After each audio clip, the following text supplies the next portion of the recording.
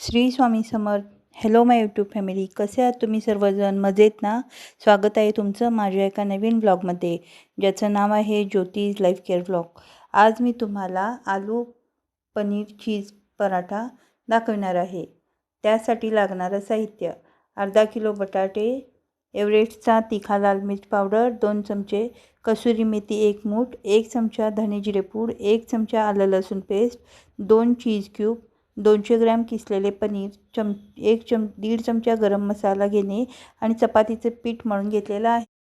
सर्वप्रथम एका छोट्या परातीमध्ये स्वच्छ धुवून उकडून स्मॅश केलेले बटाटे, आलं लसूणची पेस्ट, त्यानंतर धने जिरे पूड, गरम मसाला, एव्हरेस्टचा तिखा लाल मिर्च पावडर, चवीनुसार मीठ घालणे आणि कसुरी मेथी घालणे.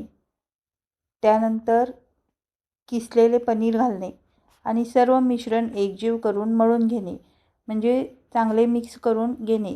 त्यात 1 चीज क्यूब पण घालून व्यवस्थित मिक्स करणे. नंतर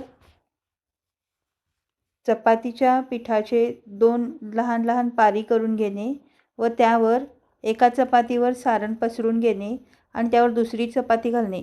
सर्व कडा व्यवस्थित दाबून घेणे आणि वरतून थोडे पीठ घालून